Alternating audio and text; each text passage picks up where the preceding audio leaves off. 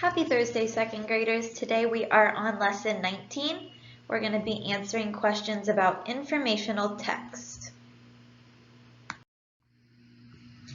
We're going to start today reading the story, The Attack on Baltimore.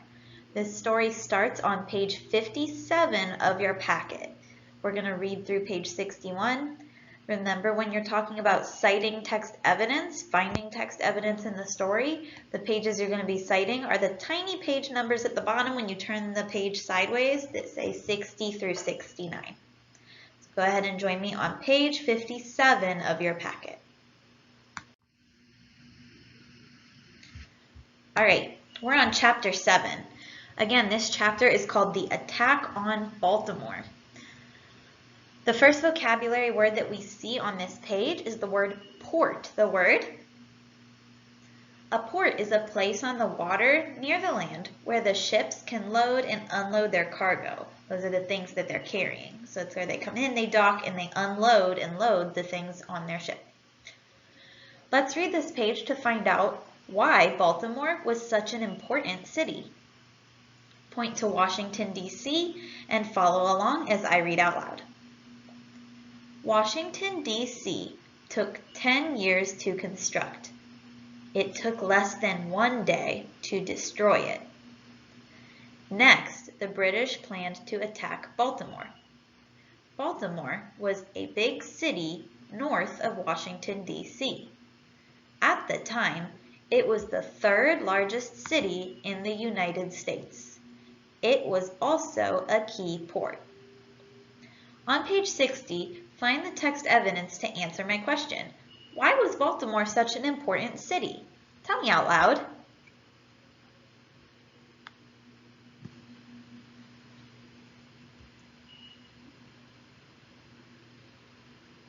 Nice, I could almost hear you that time. It says it was the third largest city in the United States and it was a key port. So it was a main place where trade was happening, where the ships would arrive, unload the things that the United States needed, and then load up the things that the United States was selling to other countries. So if they attacked this city, that would be a big problem for the United States. Take a moment to read the caption on page 61.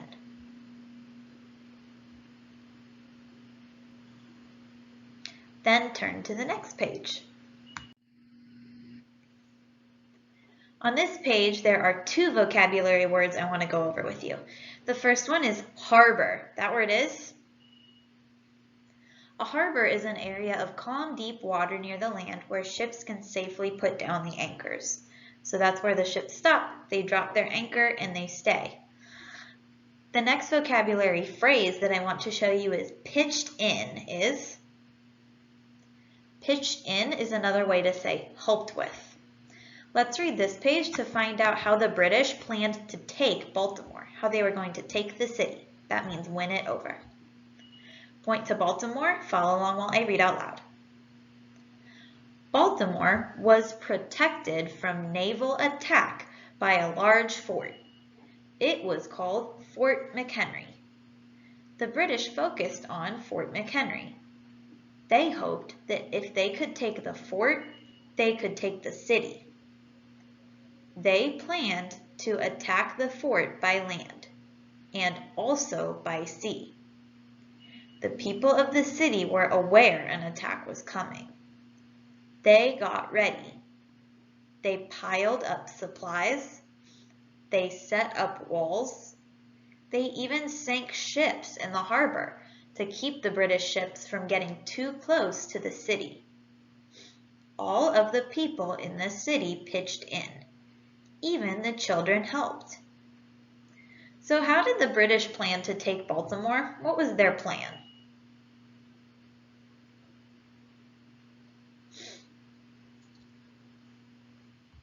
Good. Their plan was to attack the fort because they thought that if they could attack the fort, that's where the U.S. Army was stationed. If they could attack the fort, then there would be no army to stop them from taking the entire city. So they would just attack the city the same way they did Washington, D.C. So their focus was first on the fort. How did the people of Baltimore prepare for this attack? Look on page 62 to see what the people of Baltimore did to get ready.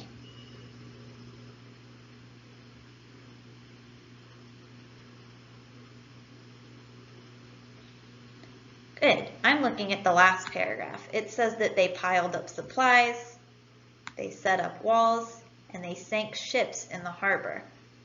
So it seems kind of silly that they would sink their own ships, but the reason that they did that was because if they sunk their own ships, the British ships couldn't get close enough to the land to be able to get off the ship and go attack.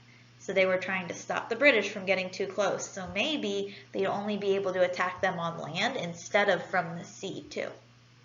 Take a second to read the caption on page 63. And then let's turn the page. All right, no vocabulary on this page, but we're going to read to find out who was asked to make an American flag to fly over Fort McHenry. A year earlier, the soldiers in Fort McHenry felt like they needed a flag they could fly over the fort. They asked a local woman named Mary Pickersgill to make a flag. Make it big, they told her. Make it so big that the British will be able to see it from miles away. The U.S. flag is covered with stars and stripes. Today, the U.S. flag has 50 stars and 13 stripes. Each star stands for one of the 50 states of the United States. Each stripe stands for one of the 13 original colonies. Sometimes America's flag is referred to as the Stars and Stripes. Look back on page 64 and find the name of the person who was asked to make a flag to fly over Fort McHenry. Tell me her name out loud.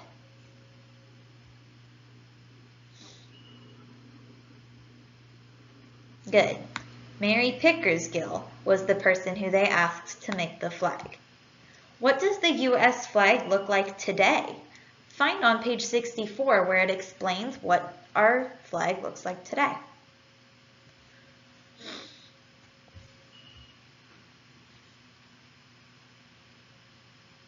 Great job. Right here it says today the U.S. flag has 50 stars and 13 stripes. Quickly read that caption on page 65 and then turn to the next page. We have two important vocabulary words on this page. The first word is stitching. Stitching is another word for sewing something. The other vocabulary word on this page in bold is niece. A niece is the daughter of your brother or sister. It's your brother or sister's daughter. Let's start reading to find out who helped Mrs. Pickersgill stitch this flag. The flag that Mary Pickersgill made for Fort McHenry was different. It had 15 stars and 15 stripes. The Fort McHenry flag was different in another way too. It was huge. Each star was 2 feet across. Each stripe was 2 feet tall and 42 feet long. Mrs. Pickersgill could not do all the stitching herself. The flag was too big. She needed help. Listen closely. They're going to tell us who helped her. She got her daughter to help her, but she still needed more help. She had her servants help with the stitching. Still, she needed more help. She sent for 2 of her nieces. That did the trick. She and her 5 helpers stitched day and night until the flag was finished. When it was done, the flag was as large as a house. It was hung on a giant pole over the fort. You could see it from miles away. So, who helped Mrs. Pickersgill stitch the flag? They talked about 3 different people, 3 different groups of people. Who were those people who helped her? Tell me out loud.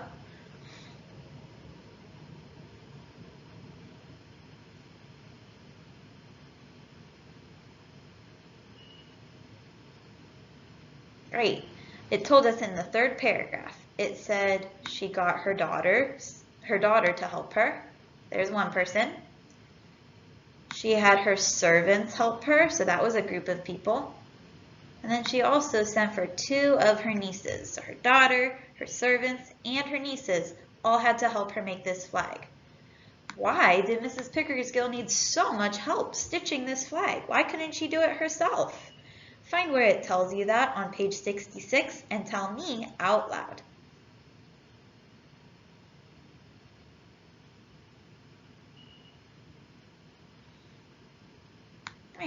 Right here it tells us the flag was too big. So it was as big as a house is what they told us. She could not stitch that whole thing by herself. That would have taken her too long, and I bet her hands would be really, really tired. So she needed help to stitch such a huge flag. Take a moment to read the caption on page 67.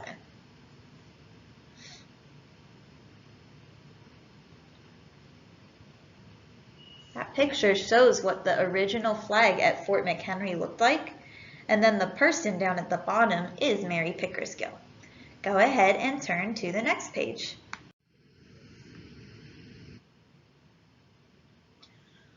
The vocabulary word that we see on this page is commander. A commander is a high-ranking officer in the military. Read this page to find out what happened during the attack on Baltimore. The British arrived later in the week. They sent troops to attack the city. But this time, the U.S. soldiers were ready. They stopped the British army. The British commander was killed during the attack. The British went back to their ships. They decided to attack Fort McHenry with their navy instead. So, what happened during the attack on Baltimore?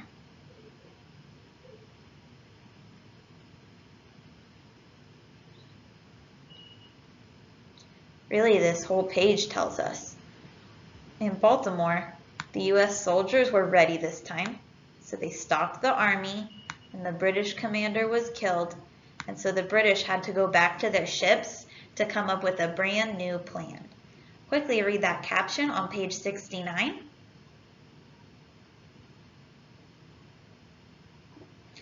And then we're going to turn to the next page in our packets that will be our activity for today.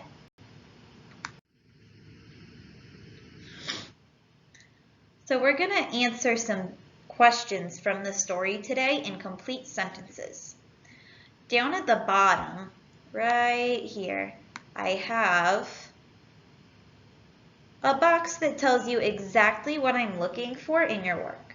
I'm looking to see that you restated the question, you answered the question, you put the correct page number, have capital letters, and punctuation at the beginning of your sentences.